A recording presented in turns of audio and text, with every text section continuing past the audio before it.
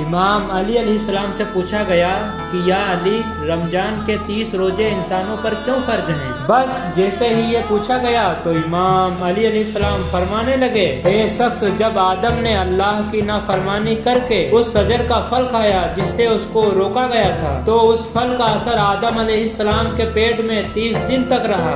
तभी आदम अलैहिस्सलाम की तमाम औलाद के लिए 30 दिन खाना पीना ममनू कर दिया गया, और इन 30 दिनों में रात को खाना खाने की इजाजत अल्लाह की तरफ से आदम की औलाद और आदम के लिए एक अजीम एहसान है। ए शख्स, इन 30 रोजों में 3 रोजे ऐसे हैं जो इंसान के तमाम गुनाहों को माफ कर देते हैं, हर दुआ को पूरा कर देते हैं। तो उस शख्स ने पूछा, या अली, वो 3 रोजे कौन से हैं? तो इमाम अली अलैहिस्सलाम ने फरमाया, जब आदम अलैहिस्सलाम की नाफरमानी के सबब अल्लाह ने आदम को जमीन पर भेज दिया तो वो जारो कतार रोया करते थे, यहाँ तक उनका सारा जिस्म सियाह हो गया। और जब अल्लाह ने उन्हें माफ किया तो फरमाया, ए आदम, चांद की 14वीं तारीख का रोजा रख। अल्लाह के नबी आदम अलैहिस्सलाम ने जैसे ही चांद की 14वीं तारीख का रोजा रखा, दिन को भूखे रहे और सूरज गायब होने के बाद खाना खाया तो अल्लाह के करम से जिस्म का तीसरा हिस्सा सफेद हो गया। फिर जब 14वीं का रोजा रखा